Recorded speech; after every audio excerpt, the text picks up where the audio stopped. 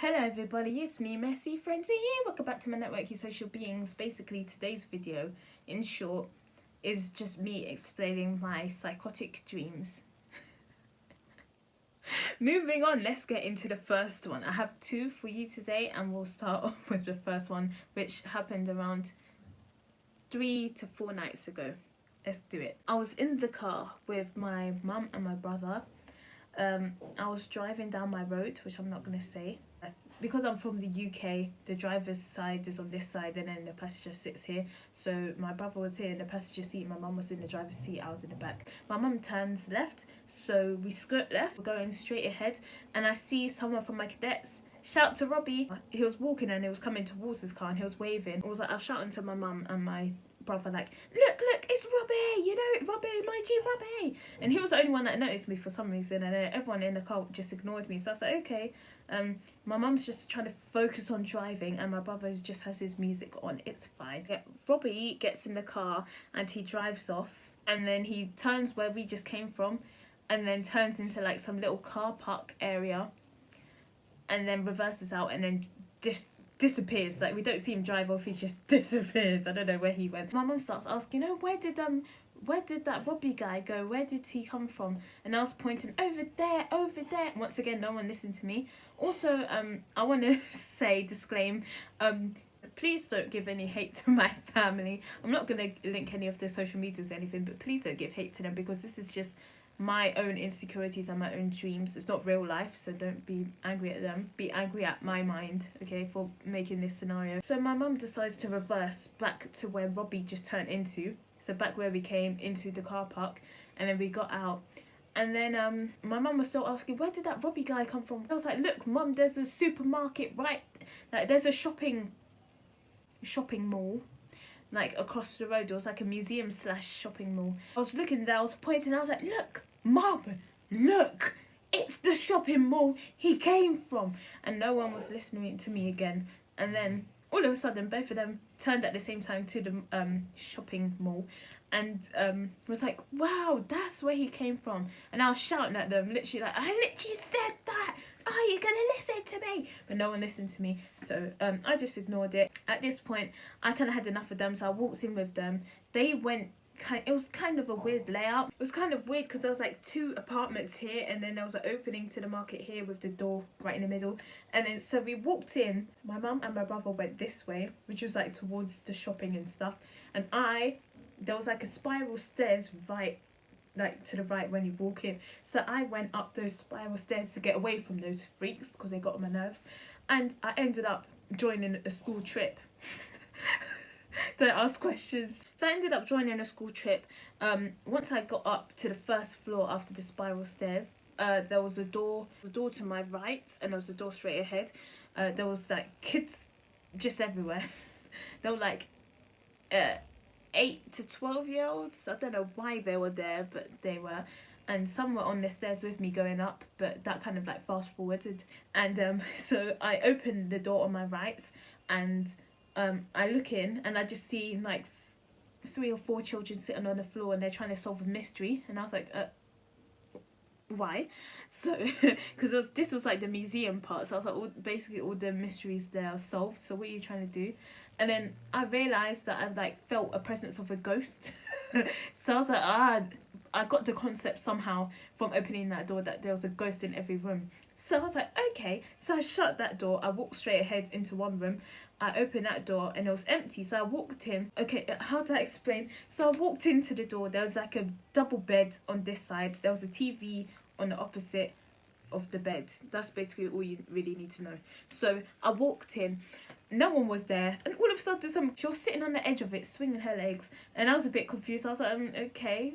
And then some other 2 kids just came in, they shut the door, so I was like, oh no, because I'm 18 now, I was like, oh no, I'm gonna catch a case, I'm locked in a room with these kids, they're gonna try and say I did something to them. Oh no. I think they thought I was their teacher. So like their teacher was, I didn't see the teacher, but I figured out the teacher was outside.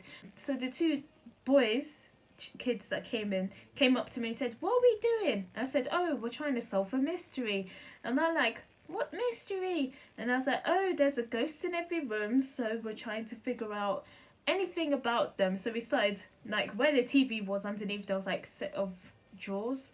So we're opening all the drawers. So I was like, just look for anything that can help us know anything about him. And he was like, what, a TV? And I was like, no, not a TV. Like, things like ID or a bag, or like, I'm trying to explain it to children. I don't know why I was doing that, but yeah, I was like, things that have his name on it or his age, something that tells us about him. Yeah, so I was basically helping them look for stuff, and then that kind of fast forwarded, and then we're all just sitting on the floor in front of the TV, kind of. The TV wasn't even on, but I was sitting there. And then I was helping them kind of like figure out the mystery.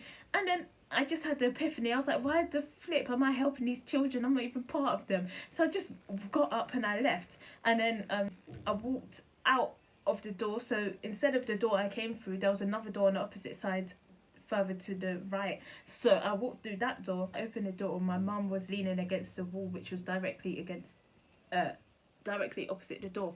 So I stormed him and I punched her in the face. And I said, I'm adopted, why didn't you tell me? Which is a bit random. And then she, unfazed by the punch. She looked like, you know those boxing things that have like the pink boxing torsos that have that face, and when you punch it, the whole body just goes like that, but they're not affected. She said, yeah, you should have figured it out. The only difference between me and you is that I was loved and you're not. You filthy bitch. You filthy piece of shit. And then my dream ended. Okay, now oh gosh. Yeah, moving on to the next dream. The dream. Let's try and remember what it was. So I was just trying to refresh myself on the most recent dream. So the most recent dream I had was last night. So this was a dream, kind of like Temple Run kind of vibes, kind of. So it was like there was this really super tall building, but like a skyscraper. So we went into that, and I was with some random guy. So we took the lift, and that kind of fast forwarded, and then we ended up on like this, like something like the 30th floor or something around there. And then there was like a secret lift, because we're secret people. We were trying to find this secret lift, and we found it. So there was like some really slender vintage looking lift there with like those, you know, those buttons that are really hard to press. Don't know why I'm doing that, but yeah, we pressed it. And then so we kind of had to press that lift, but then there was a secret lift towards the side, like there was a little carriageway, and then to the right there was a lift there. So I don't know how we figured it out, because we kind of snooped around there. We're like, oh yeah, that's the lift that takes us up to where we need to go somehow. So we pressed on that button, and then we ran to go get into that lift. We pressed that button, but then the lift came up, we were about to go in, the door just shut, and it just dropped, like it just dropped 30 floors down, and we couldn't get the lift back, and we're like, huh? So we went back to the button that we kind of had to press before we ran over there, and somehow, I keep saying somehow, sorry, somehow we got the instructions, and it said that we need to weigh ourselves before we go in the lift, and it was so weird. So then this random lady just appeared, and so then this random lady just appears, and she just tells us, oh yeah, if you didn't know, like while we were reading the instructions, she came and she was like, yeah, if you didn't know, you have to weigh yourself. And we're like, what? So when she was talking to us first, she was normal, and then she just turned into like some computerized system, like she was speakers all over the room, and she was like, yeah, there's a dog. Yeah, some dog just appeared with us. Somehow we had things to make each other explode, but we didn't really explode. It was like we looked like we exploded, but we didn't. So the guy I was with kind of flipped some switch or pressed some remote or something, and I was wearing like a vest, like a spy vest, and like it kind of gave electric shocks, but I wasn't really phased. And then they said, oh yeah, don't do it around the dog. And then the dog was like looking really sad at me, and I was like, what's happening? After I got kind of shocked, the dog just literally ran and jumped on my shoulder here, and I was like, it's okay. So random. It said if I get shocked too much and if I get exploded, the dog shouldn't be there unless it needs to let off some electric charge. It was so weird. I don't understand the concept myself. It's hard to explain. So we ended up appearing without taking a lift. We just appeared on like maybe like the 50th or 40th floor, like some secret floor between floors. We're walking along the windows, like on the left side there was all clear glass and we're there. I was there with my LFB coordinator. Sorry, it's not you, Mo, it was Ethan. And he was just there. He was like, look at those kids. And then we looked outside there and they were acting for some kind of movie kind of thing. Because I forgot to add as well, kind of when we were doing the lift part, I remember someone keeps shouting, action, cut, that's wrong. But we didn't really listen to it because we thought it was real. Fast forwarding back to where I said we were. So the children were kind of looking around and we're like, oh, those kids are so stupid, they should be looking forward because they're walking on like some small little beam. Why they're all facing different directions? So then some camera crew just popped out of nowhere and then faced it towards the children and they shouted, action! So the kids were holding on the window, so we were on the other side and the kids were here holding the window and guiding themselves. Yeah, one of the children / teens fell. Along the glass, there was like things like, I don't know how to explain it, like ledges or like shelves. So there was lots of those going down and there was more than one that fell. So one kind of grabbed on, but they were still falling. Like they grabbed onto one, but then it slipped and they had to keep trying to grab the next one down, down and down. One of them just fell to their death.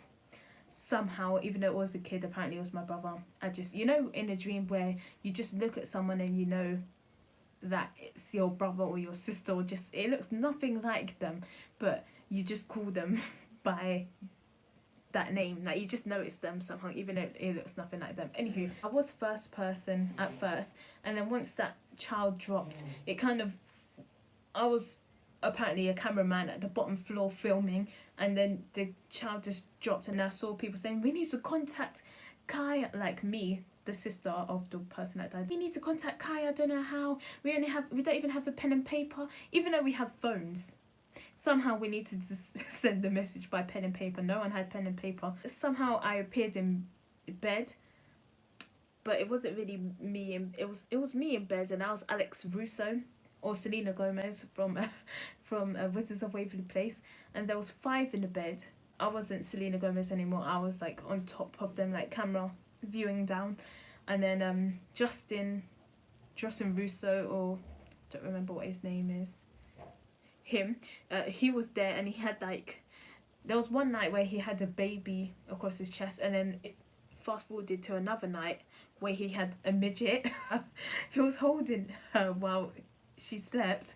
So weird, and she was wiggling and stuff, was so weird. Selena Gomez asked Justin, she was like, are you okay? And he was like, yeah. And then she started singing some random song, and then Justin joined in. It was such a random dream, and that's my dream. Oh gosh, I think I need some help or some therapy or something. If you want to hear more of my dreams, let me know. But thanks for watching, and I'll see you guys in the next one. Bye!